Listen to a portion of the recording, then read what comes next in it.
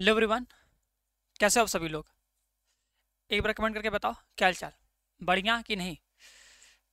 और सबकी पढ़ाई कैसे चल रही है। सभी लोग अच्छे से पढ़ रहे हो कि नहीं, या ठीक है कि अभी भी घूम फिर रहे हो, बस हल्का हल्का पढ़ रहे हो।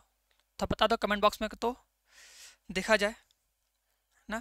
तो बता के जाना क्या लगता है, जितना सोचे तो उतना पढ़ रहे हो कि नहीं, और जितना सोचे तो उतना नंबर आ जाए कि नहीं। अभी तक तो हम लोग का लगभग आधा कोर्स कंप्लीट भी हो गया है ना, लगभग आधा से ज़्यादा ना।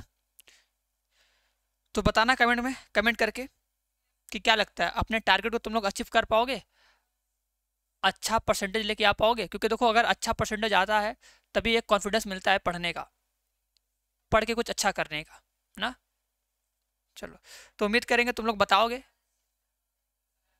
अपने राय रखोगे ना। उम्मीद ही कर सकते हैं, बाकी तुम लोग की मर्जी, तुम लोग कितने बिजी इंसान हो ना। और देखो जो भी नए स्टूडेंट है, ठीक है, जो अभी देखो स्टार्टिंग से पढ़ना चाहते हैं, जो भी कहीं नहीं पढ़ रहे हैं या कहीं एक दो जगह पढ़े समझ में नहीं आया है ना, तो देखो अगर तुम्हें अभी भी लगता है सर जी अभी हम कोई स्टार्टिंग से पढ़ना चाहते हैं, ठीक है, और हम चाहते हैं स्टार्टिंग से पढ़े और मेरा कोर्स भी कंप्लीट हो जाए, प्लस हम रिवीजन भी कर लें अच्छे से ना। तो देखो ये शिखर बैच है, ठीक है। देखो ये शिखर बैच 2.0 है, ध्यान देना। शिखर बैच 2.0 ये वाला न्यू बैच है। इस बैच को तुम ज्वाइन कर सकते हो। ये देखो क्लास अभी स्टार्ट हुआ है, ठीक है, इसमें ज़्यादा चैप्टर कंप्लीट हुआ नहीं, ठीक है, अभी स्टार्ट हुआ है। इस बैच को तुम ज्वाइन कर सकते हो, ज़्यादा तुम्हारा बैकलॉग नहीं होगा, आराम से उसे लेक्चर देख के कंप्लीट कर लोगे। और इस बैच में तुम्हें देखो हर एक सब्जेक्ट का डेली लाइव क्लास मिलेगा, चैप्टर फर्स्ट से मिलेगा, ठीक है। तो चाहो तो बैच को ज्वाइन कर सकते हो और फिर पढ़ना स्टार्ट कर सकते हो, अगर तुम्हें लगता है कि नहीं अब पढ़ लेते तो, ठीक है। सिलेबस की चिंता मत करो, सिलेबस बहुत आराम से टाइम पे खत्म हो जाएगा। बस तुम्हें डेली क्लास करने आना है, उसका नोट्स बनाना है और फिर रिवीजन करना है। देखो इस बैच में तुम्हें क्या क्या मिलेगा, डेली लाइव क्लास मिलेगा, लाइव डाउट क्लास मिलेगा, क्लास नोट का पीडीएफ दिया जाएगा, ऑनलाइन वीकली टेस्ट होगा, साथ ही साथ तुम्हें मिलेगा स्टडी मटेरियल, मतलब हर एक सब्जेक्ट का बुकलेट दिया जाएगा, important objective question, subjective question, सब कुछ मिलेगा। बस तुम्हें क्या करना है, पहले चैप्टर को पढ़ना है और चैप्टर खत्म होने के बाद उसके मोस्ट इंपॉर्टेंट ऑब्जेक्टिव क्वेश्चन और सब्जेक्टिव क्वेश्चन को सॉल्व करना है। देखना है कि हम कितने क्वेश्चन कर पाते हैं, जिससे तुम्हें पता लग जाएगा कि हाँ हमारी तैयारी कितनी है, ठीक है। चलो, तो बाकी बैच ज्वाइन करोगे तुम्हें सब कुछ अच्छे से मिलेगा। अगर कुछ एक्स्ट्रा कुछ पूछना है तो ये नंबर है 930 577 1375, इस नंबर पे कॉल कर सकते हो और जो भी तुम्हें कुछ एक्स्ट्रा नॉलेज चाहिए उसको पूछ सकते हो ना। बस अब बर्दाश्त मत करना, लास्ट टाइम है, पढ़ाई स्टार्ट कर दो ना। देखो आज के इस क्लास में हम लोग, ठीक है, आज की क्लास में हम लोग जो भी पिछले 10 साल में जो आए हुए मोस्ट इंपॉर्टेंट रिपीटेड क्वेश्चन है, ठीक है, मतलब जो हमारे बुक के वैसे ऑब्जेक्टिव क्वेश्चन जो हर साल, ठीक है, लगभग आ ही जाते हैं, किसी न किसी सेट में मिल जाते हैं, उन सब सारे क्वेश्चन को देखेंगे और सॉल्व करेंगे, ठीक है। और उम्मीद करेंगे तुम लोग इनमें से लगभग 70 से 80% क्वेश्चन का आंसर सही से दोगे, कोई भी आंसर गलत नहीं देगा ना। तो आज के भी तुम लोग का टारगेट ये टोटल 20 क्वेश्चन है, इस 20 क्वेश्चन में कितने क्वेश्चन तुम सही कर पाते हो ना, देखना। और लास्ट में कमेंट बॉक्स में कमेंट करके बताना कि हाँ सर हमारा इतना क्वेश्चन सही हुआ है, ठीक है। तो तेजी के साथ करेंगे, जल्दी जल्दी करेंगे और उम्मीद करेंगे तुम लोग भी आंसर जल्दी जल्दी कमेंट करोगे, ठीक है। सब क्वेश्चन पढ़ाया गया है, सब कुछ बताया गया है, बस ये क्वेश्चन तुम्हें तुम्हारे सामने फिर से लेके आ रहे हैं, फिर से देखो, फिर से समझो, इसको रट्टा मार लो एकदम, ठीक है। क्योंकि हमारे सिलेबस से बाहर एक भी क्वेश्चन आएगा नहीं, और अगर बाई चांस अगर आ भी गया तो हम लोग अपना कॉन्सेप्ट इतने अच्छे समझे रहेंगे कि वो सब कर लेंगे। लेकिन पहले ये तो रहे कि सब्जेक्ट में, सिलेबस में जितना सारा क्वेश्चन रहे वो सब दिमाग में एकदम छपा रहे, गोली की तरह छपा रहे, ठीक है। जैसे क्वेश्चन दिख रहा है, दिख ही रहा होगा यार, कि दिखेगा क्या नहीं, दिखना ही चाहिए, ठीक है, इतना बड़ा लिखा है। तो ये क्वेश्चन है, अब इस क्वेश्चन में बोला है कि लंब होने का संबंध, ठीक है, ये तुम्हारे बुक का एग्जाम्पल है, उम्मीद करेंगे आएगा कि लंब होने का संबंध कैसा होता है, सतुल्य होता है कि सम्मित होता है कि संक्रामक होता है कि इनमें से कोई नहीं होता है, ठीक है। एकदम रटा रटाया सवाल, कई बार करवाया गया है, आज फिर से बता रहे हैं, फिर से देखो ना। देखो बोला है कि मान लो अगर L1 L2 पर लंब है, तुम सोचो अगर दो रेखाएं हैं, ठीक है, ये मान लो L1 है, ठीक है, ये L2 है, दोनों क्या है, आपस में एक दूसरे पर लंब है। अब अगर दो रेखाएं आपस में एक दूसरे पर लंब है तो ये समतुल्य होगा कि नहीं, इसे चेक करेंगे। हाँ, देखो जिसका भी आंसर आएगा आर सममित है तो सही है, ठीक है, आर जो है केवल और केवल सममित है। अब कैसे है वो चीज देखो ना, देखो फिगर बना दिए कि L1 L2 पर लंब हो गया, मतलब उन दोनों के बीच में 90 अंश का कोण बन गया। सही बात है सर जी, बन गया। अब देखो अगर हमें स्वतुल्य चेक करना होता है तो किसी भी संबंध को स्वतुल्य चेक करना है तो अगर लिखा है कि L1 L2 पर लंब है तो स्वतुल्य का मतलब होता है कि उसी का संबंध उसी से, ये होता है ना कि उसी का संबंध उसी से। तो अगर L1 L2 पर लंब है तो हम बोलेंगे L1 L1 पर लंब है, बोलेंगे ना यार। याद करो जब x का जो संबंध x का y से होता है, अगर वही संबंध x का x से हो जाए तो वही चीज, अगर L1 का L2 पर संबंध है लंब होने का तो क्या L1 का L1 पर संबंध होगा?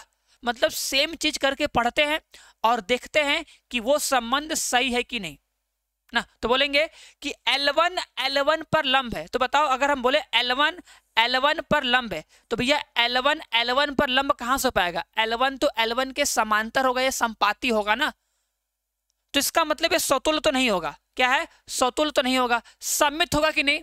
सममित में क्या बोलते हैं? उल्टा करके पढ़ते हैं, मतलब जो संबंध लिखा होगा उसी को उल्टा कर देंगे। उल्टा मतलब कि अगर L1 का L2 से दिया है तो L2 का L1 कर देंगे। जैसे लिखा है ना कि L1 L2 पर लंब है, ठीक है, चलो भैया L1 L2 पर लंब है। अब उल्टा पढ़ो, L2 L1 पर लंब है। हाँ सर जी ठीक है, अगर L1 L2 पर लंब है तो L2 L1 पर लंब है। बात सही है, बोल सकते हैं, मतलब सम्मित है। अब संक्रामक है कि नहीं? संक्रामक के लिए क्या करते हैं? 3 लेते हैं, 3 ठो लेते हैं रिलेशन ना। अब देखो L1 L2 पर लंब है और L2 जो है एक L3 लेखा है उस पर लंब है, ऐसे मान लो L3 हो गया, ठीक है, क्योंकि संक्रामक में 3 होता है ना। देखो L1 L2 पर लंब है, L2 L1 पर लंब है, तो क्या वही संबंध L1 L3 में है? जैसे x का y से, y का z से, तो x का y से होता है ना, वही सेम चीज। तो L1 L2 पर लंब है, ठीक है, L2 L3 पर लंब है, ठीक है, फिगर बन गया। अब हम चेक करते हैं क्या L1 L3 पर लंब है? तो नहीं, L1 तो L3 के समांतर है ना, तो मतलब ये संक्रामक नहीं है। तो बोलते संक्रामक नहीं, मतलब ये सम्मित है। उम्मीद करेंगे हल्का हल्का समझ में आया होगा, ठीक है। अगर चैप्टर पढ़े होगे तो हल्का दिमाग में रिवाइज हो गया होगा ना कि कैसे ये स्वतुल्य नहीं है, सम्मित है और संक्रामक नहीं है, ठीक है। तो आंसर होगा सम्मित है। और अब इसका आंसर याद कर लेना।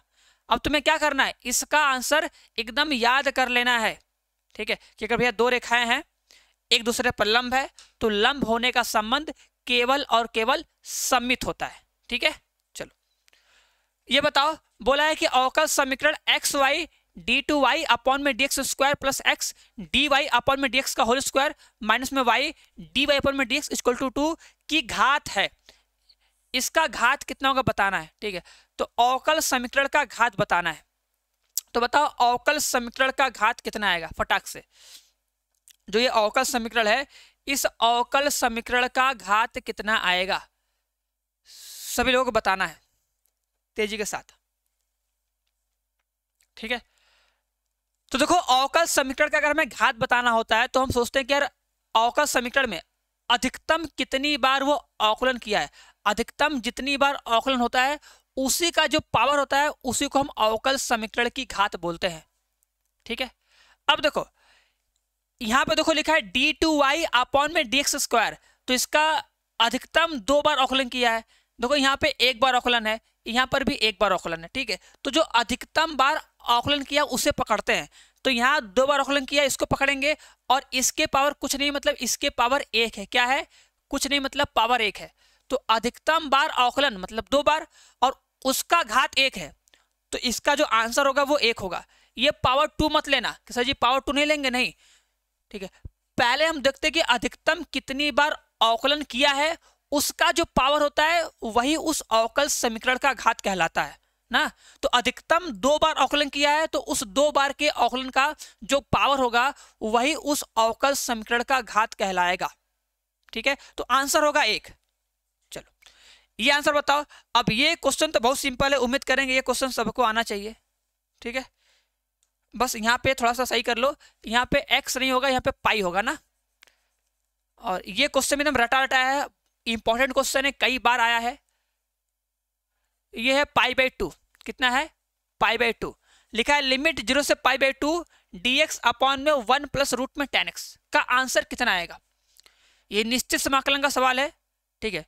प्रॉपर्टी नंबर 4 पे बेस्ड सवाल है। इस रूट tan को हम लोग साइन कॉस में चेंज करते हैं तो हम लोग का जो ये होता है 0 से π/2 होता है। जब इसको चेंज करोगे तो ये ऊपर हो जाएगा cos x, ठीक है, नीचे हो जाएगा कितना, रूट में cos x प्लस रूट में sin x dx, समीकरण नंबर 1, ठीक है, ये बनेगा। बात समझ में आ रहा है कि नहीं? अब इसमें क्या करते हैं हम लोग, प्रॉपर्टी नंबर 4 लगाते हैं। प्रॉपर्टी नंबर 4 पता है ना, a माइनस एक्स करते हैं, करेंगे उसके बाद प्लस करेंगे तो 2i आएगा, उधर कट के 1 बन जाता है, तो आंसर आता है i इक्वल टू कितना, बताओ i इक्वल टू कितना आता है, i इक्वल टू कितना आता है भैया बताओ। ठीक है, i इक्वल टू आता है π/4। उम्मीद करेंगे समझ में आएगा, ठीक है, चलो कर लोगे कि नहीं भैया। प्रॉपर्टी नंबर 4 लगाना है, फिर जोड़ना है, आंसर आएगा π/4, ठीक है। क्वेश्चन करवाए हुए हैं, क्वेश्चन आना भी चाहिए। अगर मेरा तुम सारा लेक्चर देखे होगे तो जरूर आएगा, 100% आएगा। और चैप्टर 7 के 1 शॉट में भी इस क्वेश्चन को करवाए हैं, ठीक है। तो भरोसा है कि क्लास देखे होगे तो आ जाएगा ना, प्रॉपर्टी 4 लगा करोगे हो जाएगा। चलो बताओ इसका आंसर कितना आएगा। लिखा है फलन f r से r में है, f x equal to x square है। तो बताओ जो ये एक्स स्क्वायर है, ये एक्स स्क्वायर कैसा संबंध होता है रियल नंबर में, ठीक है। अगर फलन रियल नंबर से रियल नंबर में डिफाइन है तो एक्स स्क्वायर कैसा संबंध होता है, बताओ, ठीक है। उम्मीद करेंगे भैया सबके दिमाग में ये बात हमेशा रहेगी और कोई भी गलत नहीं करेगा। और अगर एक बार कर लगे तो भैया हमेशा सही करोगे, कोई दिक्कत नहीं है। पता है कि x इक्वल टू 0 पे आंसर 0 आएगा, 1 पे आंसर 1 आएगा, -1 पे भी आंसर 1 आएगा। मतलब सर जी ये एकाकी तो नहीं है, एकाकी तो नहीं है, क्योंकि अगर हम 1 का स्क्वायर करेंगे तो भी 1 आएगा, -1 का स्क्वायर करेंगे तो भी 1 आएगा। क्योंकि देखो ये फलन जो है ये r से r में डिफाइन है, ये मेरा जो फंक्शन है f x equal to x का स्क्वायर है, ठीक है। इसी में से हम लोग x का मान लेते हैं। अब x का मान 1 लेंगे तो आंसर 1 आएगा, x का मान अगर -1 लेंगे तो भी आंसर 1 आएगा, 0 पे 0 आएगा, 2 पे 4 आएगा, -2 पे भी 4 आएगा। तो ये एकाकी तो होगा नहीं, ठीक है, एकाकी नहीं होगा।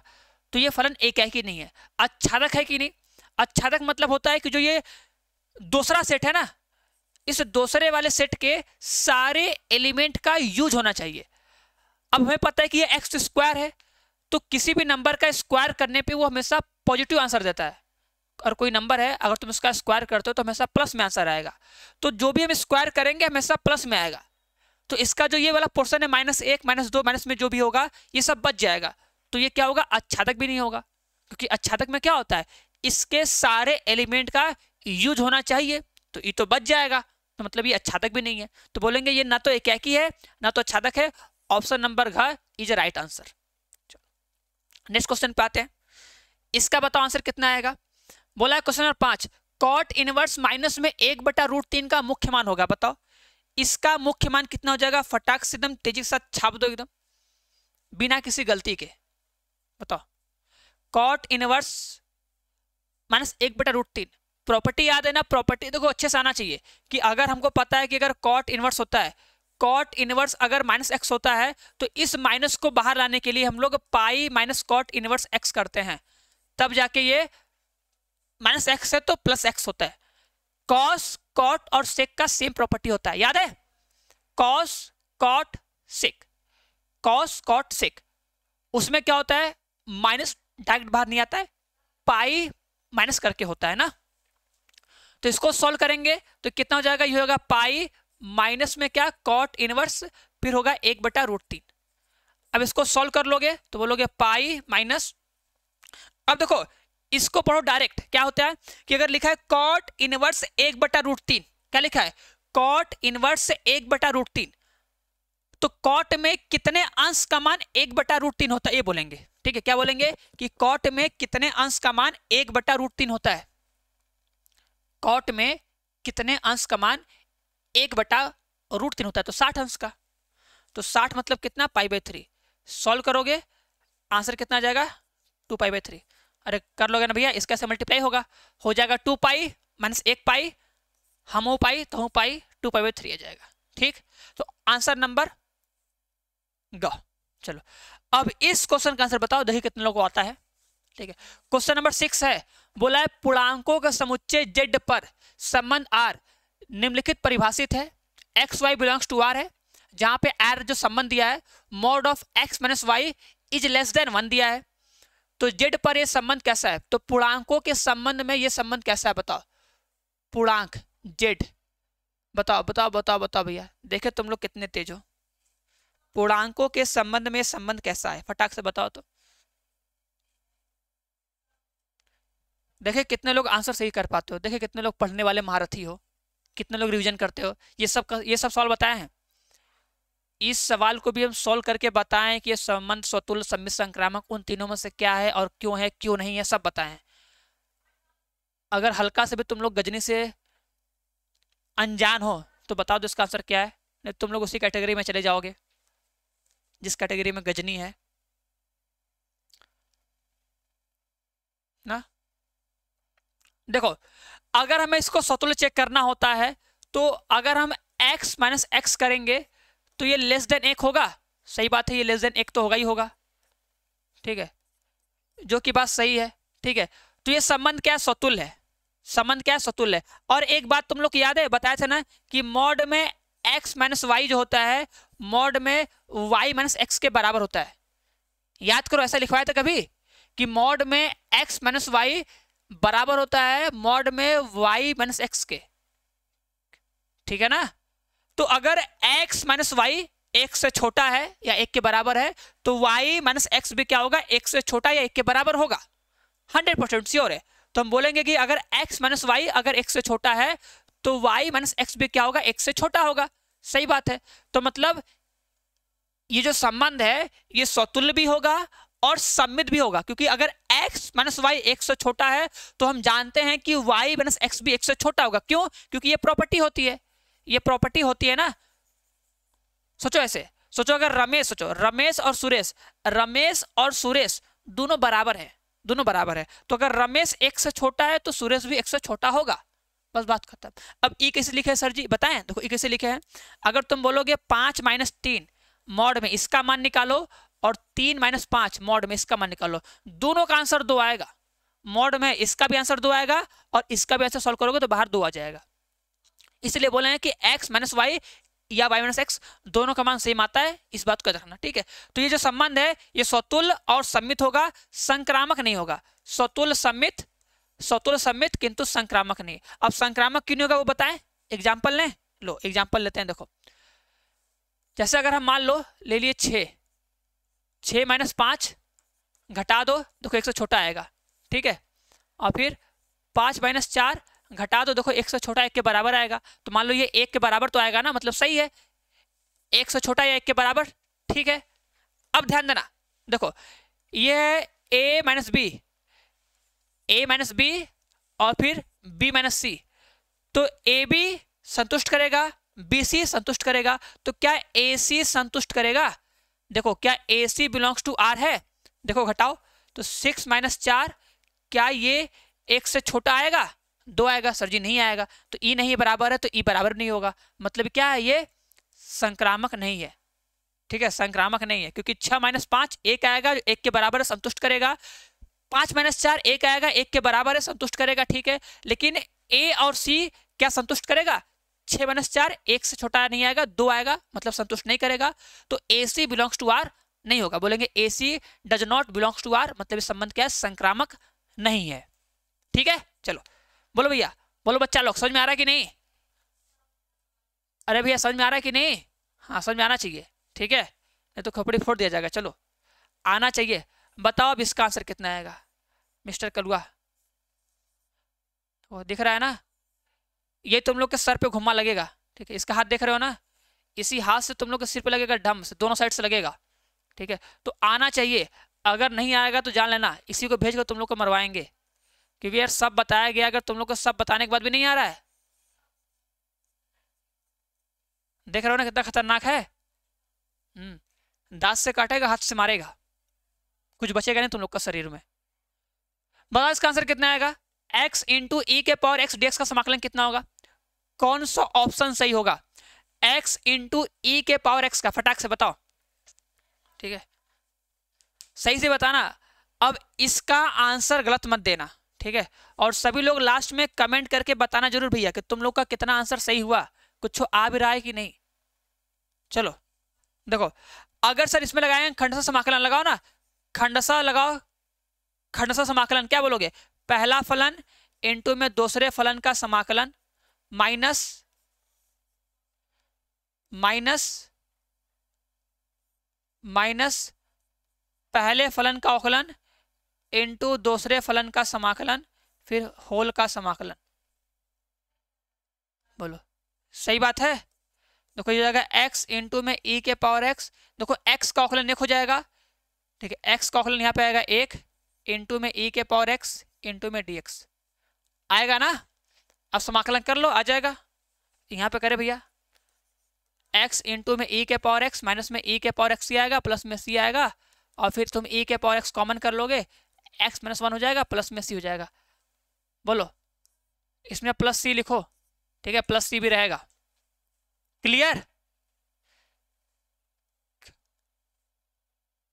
आगे बढ़ जाए, चलो बताओ अब इसका आंसर बताओ बिरजू महाराज, इसका आंसर बताओ कितना आएगा? cos inverse cos 7π/6। गलत मत देना, इज्जत का सवाल है, गलत मत देना आंसर, सही देना आंसर। बताओ फटाक से, तेजी के साथ एकदम।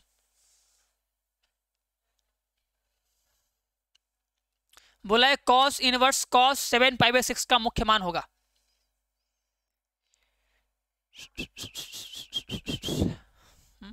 देखो अगर हम cos इनवर्स से cos डायरेक्ट कट कर देंगे तो जो आंसर आएगा ना, जो आंसर आएगा हीरो, याद करो, जो आंसर आएगा 7π/6। तो याद करो, अगर तुम 7π/6 अगर तुम ये लिखते हो आंसर, तो 7π/6 का मान कितना होता है? अगर 7π/6 का मान निकालो, देखो तो ये लिखा है π/6 ना, तो π/6 का मतलब होता है 30 अंश, ठीक है, और 30 गुणे 7 आ जाएगा 210 अंश, जो कि गलत है, क्योंकि हमको पता है कि अगर cos इनवर्स है तो cos इनवर्स का जो आंसर होता है वो होता है 0 से पाई। 0 से पाई मतलब होता है 0 से 180। तो cos इनवर्स का जो आंसर आना चाहिए वो 0 से 180 के बीच में आना चाहिए, मतलब 180 तक, इतना ना। अगर हम डायरेक्ट कट करेंगे तो आंसर गलत आएगा, मतलब आंसर तो आएगा लेकिन उसके रेंज में नहीं होगा ना। तो रेंज बनाने के लिए क्या करेंगे बताओ? हम बताए थे कि हमेशा क्या करना, cos वाले को हमेशा लेके जाओ प्रथम चतुर्थांश में या फिर चतुर्थ चतुर्थांश में, अगर चला जाता है तो, नहीं तो फिर जैसे तोड़ सकते हो वैसे तोड़ लो। अगर तुम इसे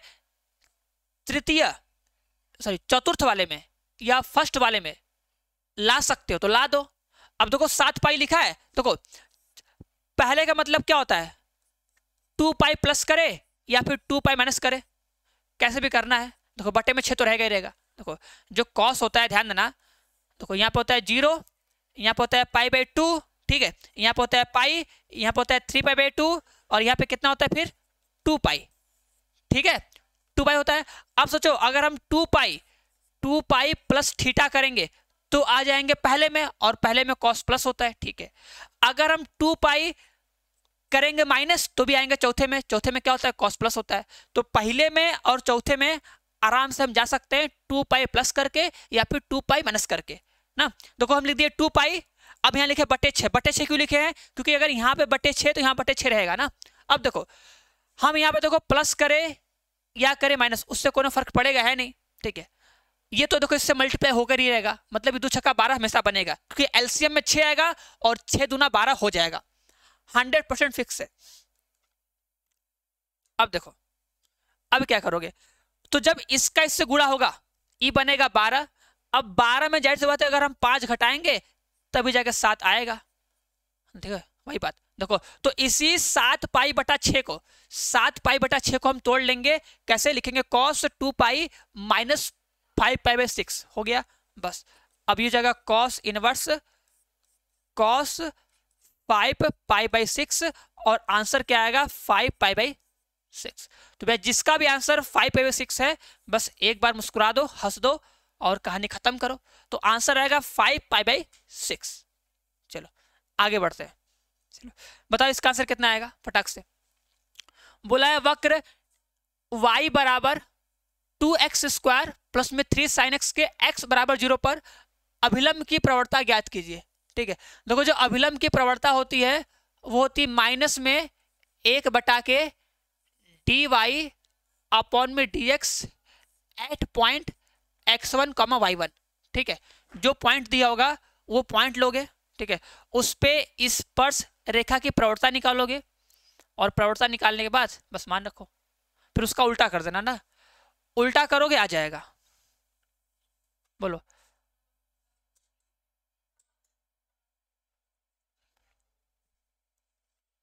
करो, बताओ कितना आंसर आएगा। देखो सबसे पहले क्या करोगे, सबसे पहले निकालेंगे हम लोग स्पर्श रेखा की प्रवणता। ठीक है, ये लिखा है ना, तो यहां से सॉल्व करो, इसका अवकलन करो और अवकलन करने के बाद निकालो dy अपॉन में dx का मान। ठीक है, जब तुम dy अपॉन में dx निकाल लोगे उसमें फिर रख देना x बराबर 0। ठीक है, अब जब x बराबर रख दोगे 0 तो तुम्हें dy अपॉन में dx का मान मिलेगा at point x equal to 0 पर। ठीक है, तो वो हो जाएगा स्पर्श रेखा की प्रवणता। ठीक है, करो यहां तक, अगर कर रहे हो तो कर लो या माइंड में ही करो यहां पर देख के कि सर जी अवकलन करेंगे। अगर अवकलन करने के बाद अगर x बराबर रखते 0 तो इतना आ जाएगा। उसके बाद अगर हमें निकालना है अभिलंब की प्रवणता तो माइनस में उसी का उल्टा कर देंगे तो आंसर आ जाएगा माइनस में 1/3। आंसर आएगा माइनस में 1/3। उम्मीद करेंगे सबको समझ में आएगा। भैया इसका अवकलन कर लेना, ये तुम लोग के लिए हम छोड़ रहे हैं। चलो उतना हिंट दे दिए, समझा दिए, उम्मीद करेंगे अवकलन करके मार रख के उल्टा कर दोगे आंसर आ जाएगा ना। चलो अब इस क्वेश्चन का आंसर बताओ। बोला है निश्चित समाकलन 1 to √3 dx अपॉन में 1 + x² का सही उत्तर का चयन कीजिए। बताओ कितना आंसर आएगा। एक से लिखा है √3। ठीक है, यह है 1 अपॉन में 1 + x² dx। ठीक है, चलो बताओ कितना आंसर आ जाएगा। समाकलन करना है और फिर समाकलन करने के बाद रखना है limit, upper limit minus lower limit, करोगे आंसर आएगा। बताओ इसमें से कौन ऑप्शन से होगा। क से कबूतर, ख से खरगोश, ग से गमला कि घ से घड़ी, कौन चीज तुमको सही लग रहा है बताओ। जिसको जो सही लग रहा है बता दो। ठीक है, ठीक है, हमको कैसे लग रहा है बताएं। हमको सही लग रहा है घ से घड़ी, क्योंकि टाइम इज इंपॉर्टेंट ना। चलो घ से घड़ी सही होगा इसका आंसर। कैसे होगा देखो, ये फॉर्मूला है, ये फॉर्मूला हो जाएगा tan इनवर्स x का। ठीक है, डायरेक्ट लिमिट हो जाएगा कितना 1 से लेके √3। ठीक है, लिमिट कितना होगा 1 से लेके √3 हो जाएगा। अब यहाँ पे देखो तुम चाहो तो मार रखो पहले अपर लिमिट। ठीक है, पहले अपर लिमिट फिर लोअर लिमिट, तो कितना होगा i = tan इनवर्स पहले अपर लिमिट माइनस उसके बाद लोअर लिमिट रख देंगे ना। अब देखो tan इनवर्स √3, तो tan इनवर्स √3 का मतलब क्या होता है, मतलब क्या कि tan में कितने अंश का मान √3 होता है, तो 60 अंश का होता है भैया। 60 अंश का। tan में कितने अंश का मान 45 होता है, तो भैया tan में कितने अंश का मान 1 होता है, तो 45 का बाई 4 का। तो i = होगा एलसीएम हो जाएगा 3 चौका 12, 4 एकम 4, 3 एकम 3, बचेगा 1 पाई। आंसर आ जाएगा कितना π/12। बोलो क्या बात सबको समझ में आई। आई, हाँ आई, तो i = हो जाएगा π/12। ठीक है, घ से घड़ी सही आंसर हो गया। चलो आते हैं अगले क्वेश्चन पे। हाँ ये क्वेश्चन बताओ जो कि सबसे सिंपल क्वेश्चन है, सबसे इजी क्वेश्चन है और हर बार रिपीटेड क्वेश्चन है और बुक का क्वेश्चन है। ठीक है, तो आना ही चाहिए, काहे नहीं आएगा ना। बताओ इसका आंसर कितना आएगा। बोला है tan इनवर्स √3 माइनस में sec इनवर्स माइनस में 2 का मान बराबर है। बताओ क्या होगा। क से कबूतर, ख से खरगोश, ग से गमला कि घ से घड़ी। बताओ आता है ना, तो बताओ कौन सा ऑप्शन सही होगा फटाक से। देखो बहुत लोग को इसका आंसर याद होगा और याद होना भी चाहिए यार। अगर तुम डेली क्लास देख रहे हो, ठीक है, पहले खुद से पढ़े हो, फिर यूट्यूब पे क्लास देख के रिविजन किए हो ना, फिर खुद से भी एक बार जब तुम्हें टाइम मिला है देख के रिवाइज किए हो, इंपॉर्टेंट क्वेश्चन हम दिए हैं वो भी लगाए हो, इतना अगर करने के बाद अगर 3 से 4 बार अगर तुम पढ़ चुके हो खुद से, ठीक है, नहीं हाँ करते हुए भी अगर 3 से 4 बार अगर चीजें पढ़ चुके हो तो इसका आंसर तो याद हो गया होगा ना कि सर जी इसका आंसर माइनस में π/3 आता है। कितना आता है? इसका आंसर आता है माइनस में π/3। सॉल्व करने का तरीका लिखोगे tan इनवर्स √3 लिखोगे, ठीक है, माइनस में ये देखो इसको सॉल्व करोगे तो हो जाएगा पाई माइनस सेक इनवर्स 2 हो जाएगा, बस उसके बाद इसको सॉल्व करोगे, ठीक है ना, कि भैया tan में कितने अंश का मान होता है, तो tan में होता है 60 अंश का, माइनस में फिर माइनस ये हो जाएगा प्लस, सेक में कितने अंश का मान होता है, सेक में कितने अंश का मान 2 होता है, सेक में कितने अंश का मान 2 मतलब कॉस में कितने अंश का मान 1/2, तो 60 अंश का, ठीक है। अब इसी को सॉल्व करो और आंसर लेके आ जाओ। देखो 60 120 माइनस 180 आ जाएगा माइनस में 60 अंश, ठीक है। एलसीएम लेके भैया सॉल्व कर लेना, ठीक है। ये बताओ, ये तो मोस्ट इजीएस्ट क्वेश्चन और मोस्ट रिपीटेड क्वेश्चन, ठीक है, और चैप्टर फर्स्ट का क्वेश्चन ना। बताओ इसका आंसर कितना आएगा। अब इसका आंसर तुम लोग बताओगे। हमको बोला है कि एक नेचुरल नंबर के संबंध में ए और बी दिया है, जहां पे ए बी का संबंध है a बराबर b-2 और b का मान 6 से बड़ा रखना है, ठीक है। तो अगर हम b का मान 6 से बड़ा रखेंगे तो क्या क्या पेयर बनेगा और उस पेयर में से कौन सा पेयर इस ऑप्शन में दिया है उसी को हमें टिक करना है, ठीक है। तो रखो, अगर हम b का मान 6 से बड़ा लेते हैं तो b का मान 6 से बड़ा 7 लो।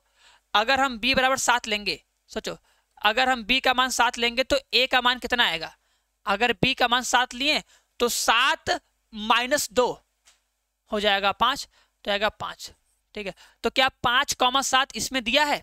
देखो तो 5,7 नहीं है तो मतलब ये नहीं है। तो अब b का मान 8 ले लो।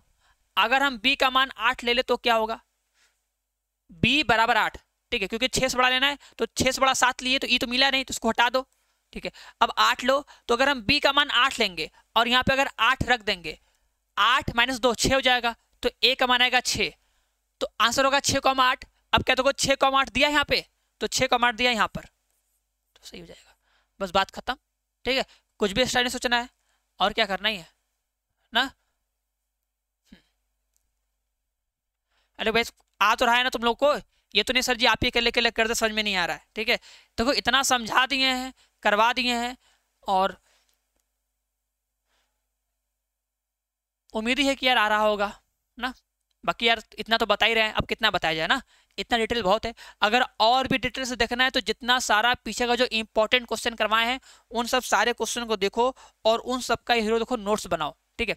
एक अलग कॉपी बना के उसमें नोट्स बना के सारे चैप्टर का 1 से लेके 6 7 तक जितना भी करवाएं सब एक जगह लिख लो, लिख के रख लो, ठीक है, और कभी मन करे उसे देखते रहो। चलो ये बताओ, बोला 3x3 कोटि के ऐसे अवयवों की कुल संख्या कितनी होगी जबकि प्रत्येक पृष्ठ 0 है। बताओ ये क्वेश्चन तो रटा होगा ना यार, ये क्वेश्चन तो सबको रट गया होगा सर जिसका आंसर 512 आएगा, ठीक है, 512 आएगा इसका आंसर। रटा है 512 कैसे आएगा सर? अगर हम एक 3x3 का एक अवयव बनाए, अगर हम 3x3 का एक अवयव बनाए तो मेरे पास इसमें कुल कितने जगह होंगे, तो बोलेंगे देखो 3x3 का है ना, तो 3 पंक्तियां होंगी, ठीक है, 3 पंक्तियां होंगी और 3 स्तंभ होंगे। क्या होंगे? 3 पंक्तियां होंगी और 3 स्तंभ होंगे, ठीक है। अब क्या करना है, हमें इस 9 स्थान पे क्या भरना है, इस 9 स्थान पे हमको भरना है या तो 0 या तो 1, ठीक है। तो तुम सोचो अगर सर जी जो पहला वाला बॉक्स है, मतलब जो पहला जो खाली स्थान होगा यहाँ पर अगर हमें लिखना होगा तो हम क्या लिखेंगे, या तो 0 या तो 1। क्या बोलोगे? या तो 0 या तो 1 लिखेंगे। यहाँ पर भी या तो 0 या तो 1, या तो 0 या तो 1, ठीक है, 0 1, ठीक है, या तो 1 0 या फिर 1 0 या फिर 1 0 या फिर 1 0 या फिर 1, यही बोलोगे ना। तो देखो जो पहला वाला बॉक्स है ना, इस सर पहले वाले बॉक्स को हम लोग 2 प्रकार से भर सकते हैं, 2 प्रकार से भर सकते हैं, या तो 0 या तो 1। उसके बाद जब इसको भरेंगे तब इसको भी हम लोग 2 प्रकार से भर सकते हैं, या तो भरेंगे 0 या तो भरेंगे 1। तो दूसरे वाले को भी 2 प्रकार से भरेंगे। फिर तीसरे वाले को मतलब जो तीसरा जगह होगा उस तीसरे जगह भी या तो हम लिखेंगे 0 या तो 1, मतलब तीसरे वाले स्थान को भी दो प्रकार से भरेंगे। तो ऐसे करते करते हम लोग सारे स्थान को दो प्रकार से भरेंगे। तो कुल प्रकार कितना हो जाएगा, तो कुल प्रकार निकालने के लिए गुणा कर देते हैं सबका, गुड़े गुड़े गुड़े गुड़े गुड़े गुड़े करोगे तो आएगा 512। कितना जाएगा, 512। गिन लेना नोट होए कि नहीं, 1 2 3 4 5 6 7 8 9, तो 512 आ जाएगा ना, ऐसे होता है। चलो अब ये क्वेश्चन बताओ, ये क्वेश्चन बताओ, बोला है कौन सा फलन x बराबर 1 पर अवकलनीय नहीं है। पता है अवकलनीय मतलब जिसका हम लोग अवकलन कर सके, ठीक है। और ऐसा कौन सा फलन है जिसका हम लोग x बराबर 1 पर अवकलन नहीं कर सकते। अब देखो याद है अवकलनीयता के कॉन्सेप्ट में बताए थे कि अवकलनीय नहीं है, इसका मतलब क्या, उस पॉइंट पर हम लोग एक अद्वितीय स्पर्श रेखा नहीं खींच सकते हैं, ठीक है। बात समझ आई कि नहीं। अगर कोई फलन किसी बिंदु पर अवकलनीय नहीं है, इसका मतलब उस बिंदु पर हम स्पर्श रेखा नहीं खींच सकते हैं, मतलब एक अद्वितीय स्पर्श रेखा नहीं खींच सकते हैं, ठीक है। अगर केवल और केवल एक रेखा खींच सकते हैं तब तो वो अवकलनीय है, अगर एक से ज्यादा खींच सकते हैं तो मतलब वो अवकलनीय नहीं है ना। अब देखो अगर ये लिखा है f(x = x - 2), बताओ इसका ग्राफ कैसे बनेगा। देखो अगर तुम इसका ग्राफ बनाओगे, ठीक है, तो बताओ अगर ये लिखा है ना x - 2, तो मॉड वाले फंक्शन का ग्राफ आता है बनाने, आता है कि नहीं। चलो आता होगा भैया, क्लास देखोगे बताया होगा। अभी कुछ दिन पहले चैप्टर 8 के वन शॉट लेक्चर में भी उसने बताया थे कि मॉड फंक्शन का हम लोग कैसे फिगर बनाते हैं। अगर हमें मॉड में x - 2 का अगर फिगर बनाना है तो क्या बोलेंगे कि x = 2 पे ये 0 हो जाएगा कट के, तो x = 2 पर यहां पर आएगा, ये जाएगा ऐसे, ये जाएगा ऐसे, ठीक है। तो देखो ये x = 2 आया ना, तो इस पॉइंट पर हम लोग बहुत सारा स्पर्श रेखा खींच सकते हैं, ठीक है। तो इस वाले क्वेश्चन में होगा ना, देखो ये ऐसे खींच सकते हैं स्पर्श रेखा, ठीक है, ऐसे खींच सकते हैं स्पर्श रेखा, ऐसे खींच सकते हैं स्पर्श रेखा, ठीक है, ऐसे खींच सकते हैं स्पर्श रेखा। तो ये x = 2 पर, ठीक है, x = 2 पर हम लोग बहुत सारा स्पर्श रेखा खींच सकते हैं, ठीक है। तो बोलेंगे ये x = 2 पर अवकलनीय नहीं है, ठीक है। बात समझे कि नहीं। अगर तुम बहुत सारा स्पर्श रेखा खींच सकते हो ना, इसका मतलब वो अवकलनीय नहीं है, ये बात, ठीक है। देखो उसी तरह ये 1 है तो ये 1 पर जाएगा, इसका जब बनाओगे सेम उसी तरह 1 पर जाएगा, तो ये आएगा कि x बराबर 1 पर, क्योंकि 1 पर ऐसे मुड़ेगा, ऐसे मुड़ेगा, तो उस x बराबर 1 पर जो ऐसे बनेगा, ठीक है, ये ऐसे जाएगा। मान लो यहाँ पे 1 होगा, सोचो ऐसे 1 होगा, ये 1 से जो आएगा ऐसे, ठीक है। तो क्या बोलोगे कि जो x बराबर 1 होगा, x बराबर 1 पर हम लोग इस वाले पॉइंट पर बहुत सारा स्पर्श रेखा खींच सकते हैं। तो ये वाला जो फंक्शन होगा x बराबर 1 पर अवकलनीय नहीं होगा, क्योंकि x बराबर 1 पर हम बहुत सारा स्पर्श रेखा खींच सकते हैं। तो यही वाला ऑप्शन सही हो जाएगा, काम खत्म, ठीक है। ये x बराबर 1 पर अवकलनीय नहीं है। और मॉड फंक्शन का कैसे ग्राफ बनाते हैं, चैप्टर 8 के वन शॉट में स्टार्टिंग से दूसरे घंटे में पूरा का पूरा ग्राफ बताए हैं, जाके देख सकते हो, समझ सकते हो। एग्जैक्ट तुमको दूसरे घंटे में मॉड वाले फंक्शन का ग्राफ मिल जाएगा, ठीक है, आसपास करके देखना मिल जाएगा, ठीक है। तो इसका ग्राफ 2 से बनेगा, इसका ग्राफ 1 से बनेगा। अब देखो इसका बनाओ मत, इसका बनाओ मत, काम खत्म। चाहो तो बना सकते हो, इसका जब बनाओगे, देखो इसका जब बनाओगे ना, देखो ये f(x = आएगा भैया, जब अगर x बड़ा होगा तो x/x आएगा, तो कट के 1 मिलेगा, और जब x छोटा होगा तो x/-x मिलेगा, -1 मिलेगा, ठीक है। तो ये 0 पे होगा, ये वाला जो होगा 0 पे टूट जाएगा, 0 पे करना आराम से, और क्या, बाकी तुम लोग की मर्जी है। वैसे भी देखो टूट गया है, ठीक है, 0 पे डिफाइन होगा नहीं, जो ये फंक्शन है, ये वाला फंक्शन जो 0 पे क्या होगा, नॉट डिफाइन होगा, नॉट डिफाइन। जब नॉट डिफाइन होगा तो लेंगे नहीं, काम खत्म, बस, समझे कि नहीं। उम्मीद करेंगे कुछ ना कुछ दिमाग में घुसा होगा ना, ठीक है। बाकी जो बताया वो समझ में आया ना, जो मेन 2 था वो समझ में आया ना, पहचान गए ना कि x = 1 पर अवकलनीय नहीं है, क्यों नहीं है पता है ना, बस बात खत्म, ठीक है। उसका सॉल्यूशन भी बहुत लंबा होता है, उसका सॉल्यूशन हम चैप्टर नंबर 5 में करवाएं। अगर तुम चैप्टर 5 का वन शॉट देखोगे ना, तो चैप्टर 5 के वन शॉट में वो x बराबर 1 पर अवकलनीय है कि नहीं है, वो चीज उसमें अच्छे सॉल्व करवाए ना। अगर तुम्हें उसका पूरा डिटेल डिस्कशन देखना है तो चैप्टर 5 का जो वन शॉट लेक्चर है देख सकते हो। देखो ये सब तुम्हें जो बोल रहे वीडियो देखने के लिए ना, ये सब तुम्हें सारा वीडियो अल्फा इंस्टीट्यूट में जाओगे, उसका प्लेलिस्ट ओपन करोगे, उस प्लेलिस्ट में मैथ 2024 का जो पीडीएफ मतलब जो प्लेलिस्ट होगा उसमें ओपन करोगे, उसमें तुम्हें हर मतलब चैप्टर का वन शॉट मिल जाएगा, इंपॉर्टेंट क्वेश्चन मिल जाएगा, हर एक चीज वहां तुम्हें मिल जाएगा।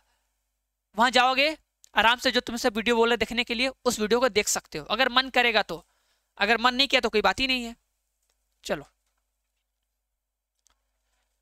ये बताओ, बोला कि भुजा में 3%, तो बोला कि भुजा में 3% वृद्धि के कारण भुजा x सेंटीमीटर के घन के आयतन में सन्निकट परिवर्तन ज्ञात कीजिए। ठीक है, देखो मतलब क्या है, हमारे पास एक भुजा है भैया, मतलब एक घन है, ठीक है, एक जो घन है, इस घन की जो भुजा है वो x सेंटीमीटर है। सोचो जैसे ये घन है, इसकी भुजा x सेंटीमीटर है। अब देखो इसके भुजा में कितने % की वृद्धि हो रही है ना, तो डेल्टा x कितने % की वृद्धि हो रही है, तो ये बोला है कि x का 3%, कितना हो रहा है, x का 3% इसमें वृद्धि हो रहा है, तो डेल्टा x इक्वल टू होगा x का 3%। बस करो अब देखो, तो जाएगा delta x equal to x into x का 3% मतलब 3/100। सॉल्व करोगे तो डेल्टा x इक्वल टू हो जाएगा 0.03x मीटर, इतना आएगा डेल्टा x। अब पूछा क्या तुमसे, ध्यान दो, देखो पूछा हमसे कि इसके आयतन में सन्निकट परिवर्तन, कहने का मतलब हमसे डेल्टा v पूछा है। अब डेल्टा v का फॉर्मूला क्या होता है बताओ, डेल्टा v, ठीक है, तो चैप्टर 6 में बताया गया था ना कि अगर तुम्हें डेल्टा v निकालना है तो डेल्टा v का मतलब होता है कि dv अपॉन में dx इंटू में डेल्टा x होता है। ठीक है, ये डेल्टा x dx ये लगभग बराबर होता है, जिससे कट जाता है, बस बात खत्म। चलो तो करें, देखो dv अपॉन में dx मतलब क्या, v का मान रखो, v का मान का आयतन का फॉर्मूला। अब देखो ये घन है, तो भैया घन का आयतन क्या होता है, भुजा का क्यूब, लिखो यहाँ पे भुजा का क्यूब, इस जगह भुजा का क्यूब इंटू में डेल्टा x, बस मान रख देना। देखो ये जगह 3x का स्क्वायर इंटू में इसका मान कितना है 0.03x हो जाएगा, मल्टीप्लाई करोगे 0.09 हो जाएगा, x का क्यूब होगा और यहाँ पे आएगा मीटर क्यूब, आयतन है ना तो मीटर क्यूब हो जाएगा। ये आएगा, ये आएगा डेल्टा v का मान। बस तो करो, ये मीटर होना चाहिए, सेंटीमीटर लिखा है, सेंटीमीटर सेंटीमीटर लिख दो, सेंटीमीटर तो सेंटीमीटर लिखो, ठीक है, मीटर आएगा तो मीटर लिखेंगे, सेंटीमीटर तो सेंटीमीटर लिख देंगे, और क्या, कोई दिक्कत परेशानी वाली बात नहीं है ना। चलो ये बताओ क्वेश्चन, बताओ, ये सब क्वेश्चन सब आया हुआ क्वेश्चन है, ठीक है, तो इन सब सारे क्वेश्चन को एक जगह नोट करके लिख लेना। ठीक है, ये हम लोग का 16वां क्वेश्चन हो गया। ठीक है, और उम्मीद करेंगे इन 16 में से कम तुम लोग 15 क्वेश्चन का आंसर सही दिए होगे। ठीक है, 14 से 15 क्वेश्चन का आंसर सही दिए होगे, और लास्ट में जरूर बता के जाना कि टोटल 20 में से कितने क्वेश्चन तुम लोगों का सही हुआ ना। इससे तुम लोग को कम से कम ये तो आइडिया लगेगा कि जहां तक अभी हम पढ़ चुके हैं उस चैप्टर में से जितने सारे क्वेश्चन हमारे एग्जाम में आ चुके हैं ना, उनमें से हम कितना क्वेश्चन कर पा रहे हैं। ठीक है, और अगर जो क्वेश्चन नहीं कर पा रहे हो तो उसे आराम से टाइम देकर एक बार समझ लेना कि दोबारा वो क्वेश्चन गलत ना हो ना, एक बार रिवीजन जरूर करना। ठीक है, चलो ये बताओ इसका आंसर कितना आएगा। ठीक है, देखो मापांक फलन है, पता है ना कि अगर ये मापांक फलन है तो मापांक फलन की एक प्रॉपर्टी जानते हो कि सर उसके अंदर हम कुछ भी लिखेंगे आंसर हमेशा प्लस में आएगा। देखो सेम बात वही स्क्वायर वाला, सेम बात क्या होगा भाई, स्क्वायर वाली बात हो गई। ठीक है, ठीक है, जो स्क्वायर वाला जो प्रॉपर्टी होता है, क्योंकि हमको पता है, देखो अगर तुम मॉड में देखो अगर 1 लिखोगे ना, अगर मॉड में अगर x का मान 1 रखोगे तो 1 पर भी आंसर कितना आएगा, 1 आएगा, और -1 पर भी आंसर कितना आएगा, 1 ही आएगा। ठीक है, और तुमको पता है ये भी कि सर जी जो मॉड फंक्शन होता है इस पूरे का मान जब भी आएगा हमेशा जो आंसर आएगा हमेशा आंसर प्लस में आएगा। प्लस का मतलब हमेशा जो आंसर आएगा इधर ही आएगा, इधर नीचे आएगा, ऊपर कभी जाएगा ही नहीं। ठीक है, तो ये जो होगा y के सारे अवयवों का यूज कर ही नहीं पाएगा, इसमें जो नेगेटिव नंबर है बच जाएगा, क्योंकि जो आंसर आएगा ना, आंसर हमेशा जो हमारा आंसर होगा, आंसर क्या होगा, हमेशा 0 से बड़ा आएगा भैया। ठीक है, तो बस बात खत्म। तो क्या होगा, ना तो एक है कि ना तो छेदक। बोलो समझ में आया कि नहीं? ये देखो याद होना चाहिए यार, ये करवाया गया है ना चैप्टर फर्स्ट के प्रश्नावली में ही क्वेश्चन है, 1.1 में है। अब अगर 1.1 का तुम्हें क्वेश्चन नहीं आ रहा है तो एक बार बुक उठाओ, रिवीजन करो, ठीक है, और जो इंपॉर्टेंट क्वेश्चन है उसे 2 बार करके रट्टा मार लो एकदम, ठीक है, 2 से 3 बार करके दिमाग में छप जाना चाहिए, ठीक है। ठीक है, अब तक जितने को चैप्टर पढ़ चुके हो उन सबका आंसर दिमाग में एकदम छप जाना चाहिए, कुछ भी बचना नहीं चाहिए। चलो ये बताओ, बोला है समाकलन इंटीग्रेशन ऑफ cot 6x का मान ज्ञात कीजिए। चलो बताओ cot x का समाकलन कितना होगा, फटाक से करना है डायरेक्ट। चलो हाँ, तो देखो जिसका भी आंसर आएगा log 1/6 log 6x मतलब log sin 6x उसका भैया सही है, ठीक है। देखो करके बता रहे, जानते हो फॉर्मूला ना भैया, y बराबर हमको पता है कि अगर cot x होता है, सोचो अगर cot x होता है dx होता है तो आंसर जो होता है इसका आंसर आता है log, ठीक है, log sin x आता है, प्लस में c आता है, ठीक है। अब सोचना कि अगर हमको दिया है i इक्वल टू, ठीक है, cot अगर 6x dx लिख दिया ना, तो इसमें क्या बताएं, डायरेक्ट बताएं करने का तरीका कि नहीं, डायरेक्ट कैसे करते बताओ, समाकलन करना डायरेक्ट बताएं कि नहीं,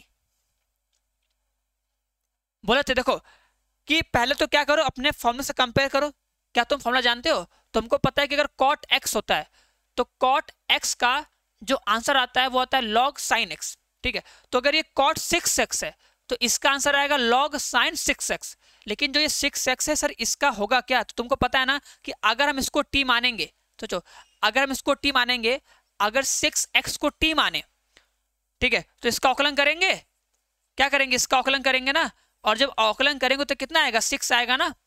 और समाकलन में क्या होता है कि जिसको हम t मान के समाकलन कर देते हैं तो उसमें जब उसका अवकलन करते हैं तो उससे भाग देते हैं आंसर में ना। तो जब तुम इसका आंसर लिखोगे तो ये तो लिखोगे कि log sin 6x, ये तो लिख दोगे, प्लस में c तो लिखोगे, कंफर्म है।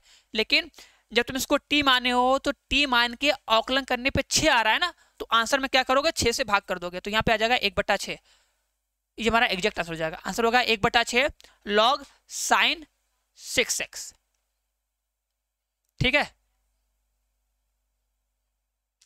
हो गया।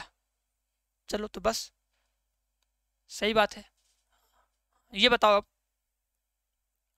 इसका आंसर कितना आएगा, फटाक से बोला है किस बिंदु पर रेखा y बराबर x+1 वक्र y बराबर 4x की स्पर्श रेखा है, फटाक से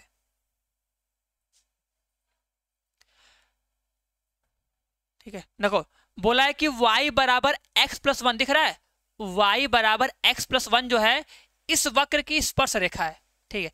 अब देखो अगर ये जो रेखा है इस वक्र की स्पर्श रेखा है, मतलब इस पर, ठीक है, इस पर स्पर्श रेखा की प्रवणता कितनी होगी, अगर ये वक्र है y² = 4x दिया है, अच्छा ये है क्या, परवलय है ना, तो अगर इस परवलय पर अगर हमें निकालना होगा कि यार इस परवलय पर स्पर्श रेखा की प्रवणता कितनी होगी, तो अगर तुम्हें इसकी प्रवणता निकालनी है कि यार इस वक्र पे अगर कोई भी स्पर्श रेखा जाएगी तो उसकी प्रवणता कितनी होगी, तो अवकलन कर देंगे, और अवकलन करने पे जो मान आएगा वो मान आएगा कितना, 2/x 2/y ना, ये आएगा स्पर्श रेखा की प्रवणता, ठीक है। और हमको पता है कि अगर इस वक्र पर, ठीक है, अगर इस वक्र पर अगर ये स्पर्श रेखा गई है तो इसकी जो प्रवणता होगी वो इसके बराबर होगी, ठीक है। सोचो ऐसे, देखो ये कहता है अगर ये वक्र है ना, तो ये वक्र है, ये कहता है कि अगर इस वक्र पर मतलब मेरे ऊपर से अगर कोई भी रेखा जाएगी, स्पर्श रेखा जाएगी, तो उसकी प्रवणता 2/y होगी ना, और इस वक्र पर ये स्पर्श रेखा गई है तो इसकी जो प्रवणता होगी वो 2/y के बराबर होनी चाहिए। तो बस इसकी प्रवणता निकालो, जब तुम इसकी प्रवणता निकालोगे अवकलन करोगे तो आंसर कितना आएगा, 1 आएगा, ठीक है। तो इस रेखा की प्रवणता 1 आ गई, ठीक है, और जो ये रेखा है इस पर क्या है, स्पर्श रेखा है, ठीक है, तो इस रेखा की प्रवणता इस पर स्पर्श रेखा की प्रवणता के बराबर कर दो, लो तो 1 = 2/y हो जाएगा, इधर कर दोगे तो y = 2 आ जाएगा। बस अगर y का मान 2 आ गया तो y = 2 कहीं रख दो,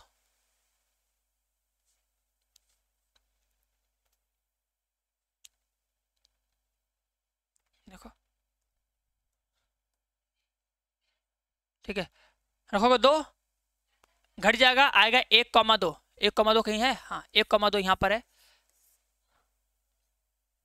पहला ऑप्शन सही हो जाएगा। समझ में आया कि नहीं? चलो चैप्टर 6 है, आना चाहिए अच्छे से। चलो ये बताओ अब चैप्टर 9 का सवाल।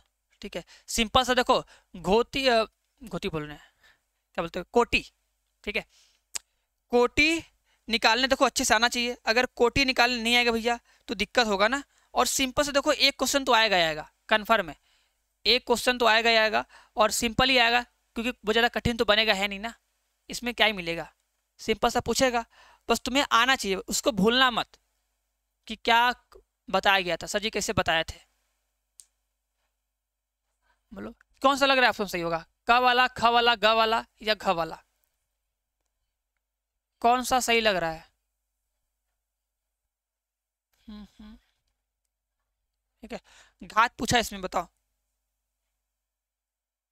ठीक है, तो अभी देखो स्टार्टिंग बताया था ना, पहला दूसरा क्वेश्चन था, बोले थे अगर हमें घात निकालना होगा या कोटि निकालना होगा तो डिपेंड करता है कि उसमें अधिकतम कितनी बार अवकलन किया है, तो वहां से कोटि मिलता है, और उसका जो घात होता है, मतलब उसका जो पावर होता है वही घात कहलाता है। ठीक है, लेकिन उसके बाद एक कंडीशन और इसमें होता है कि जो डी वाई अपॉन में dx है ना, वो एक बहुपद के रूप में होना चाहिए। ठीक है, डी वाई अपॉन में जो dx है वो एक बहुपद के रूप में होना चाहिए, और वो क्या होना चाहिए, वो इन सारे मतलब log से, sin x, इन सब से स्वतंत्र होना चाहिए।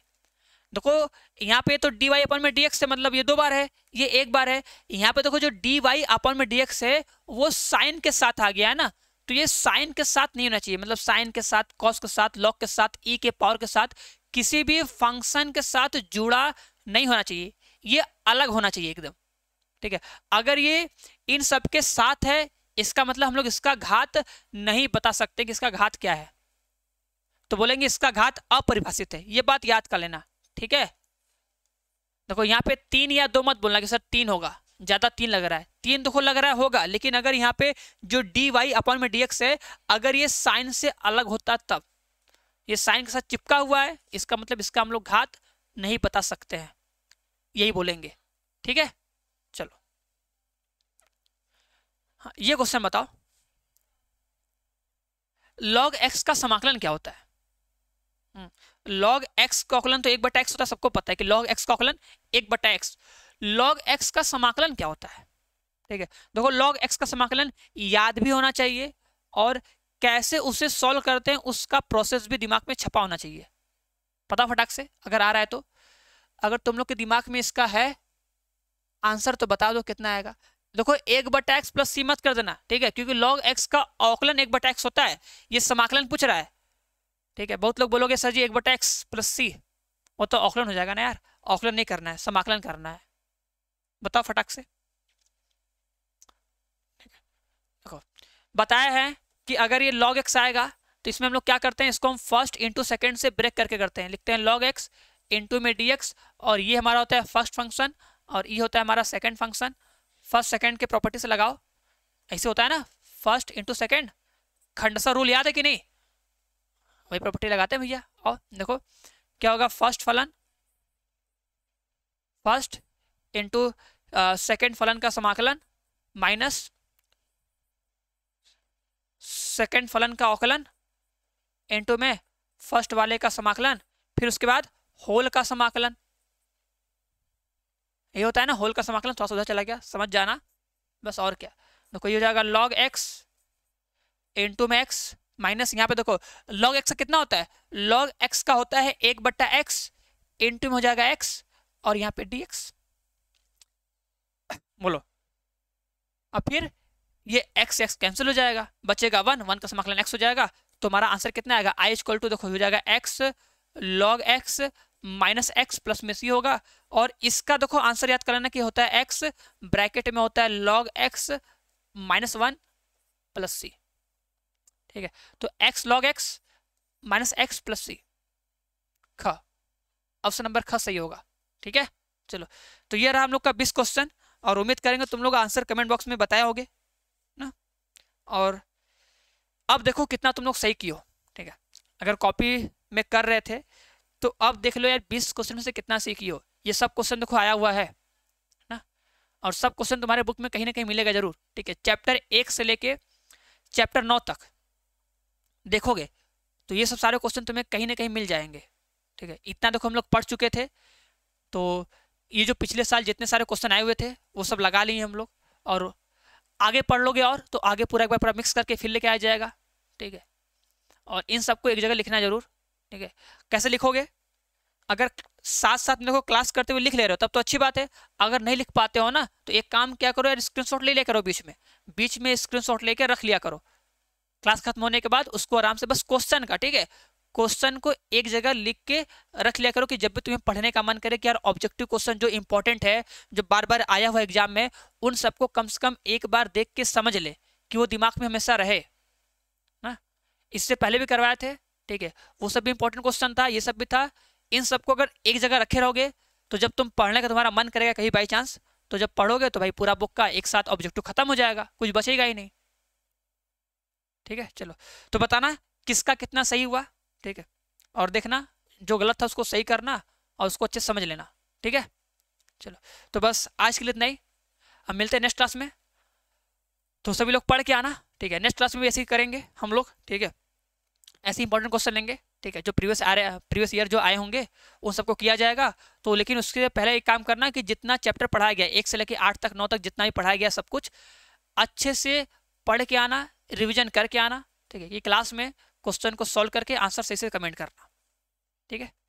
चलो, तो बस मिलते हैं नेक्स्ट क्लास में, तब तक के लिए सबको बाय बाय, टाटा।